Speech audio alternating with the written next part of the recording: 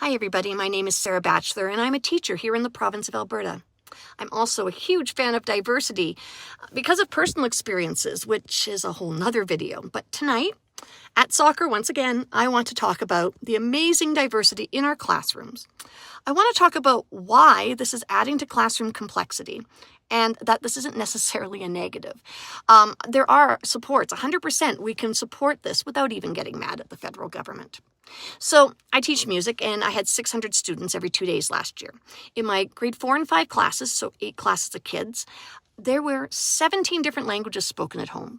And I feel this really reflects the broader linguistic diversity of our schools. For example, one school in Alberta, in Edmonton, says that they have students from over 83 different cultural backgrounds and 73 languages. And I don't think that's typical in our province at all. This year, a lot of my kindergartners came and they didn't even speak English at all. And I would guess probably about 30%, honestly. And this is beautiful. I love all the different languages, but we're missing the support. Approximately 25% of our kindergarten through grade 12 students in this province don't speak English as their first language. Newcomer students enrich our classrooms with culture, resilience, and joy.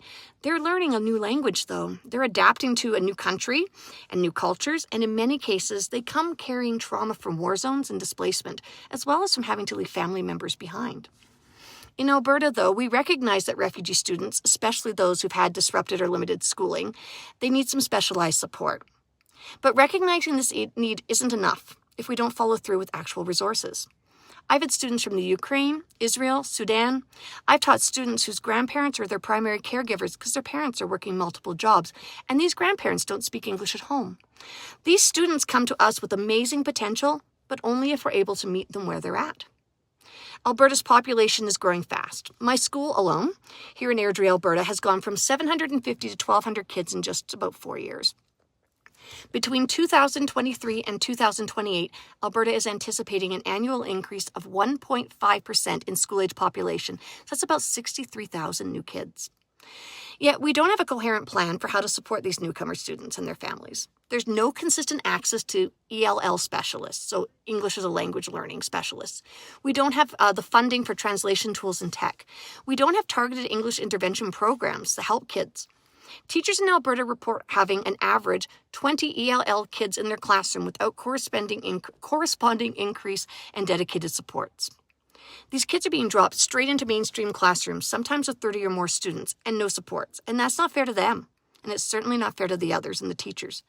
What happens when we don't provide supports to kids? Well, they can't access the curriculum, which means they can't learn. They're going to feel isolated. Behavior issues are going to arise, not out of defiance, but out of frustration.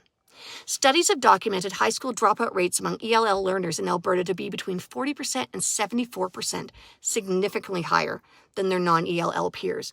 And then teachers, already managing IEPs, behaviors, 600-plus report card comments, that's just me, and left scrambling because my smartwatch can't translate in real time fast enough. We want these kids to succeed, but we just aren't giving them the tools, and we know it, and we hate it. We want to do better. We love these students. We want them here. But diversity without investment is really just a photo op. Here's what Alberta needs to do. We need to fund ELL-specific teachers and support staff. We need to equip classrooms with tech and translation tools. We need to provide language translation programming before full immersion. And above all, we need to stop blaming the federal government while doing nothing at the provincial level. While Alberta received an additional $215 million in education funding due to population growth, allocation for ELL support remains unclear. These kids are here. They're our future. Let's give them what they need and show them that they belong. If you feel this is an issue for your schools and your children and things that you're facing in your community, please reach out to your MLAs. Please be loud about this. Parents, once again, us teachers, our voices, we're not loud enough. Right? We need you in our corner because we have your kids' backs, which means we have yours. Thank you.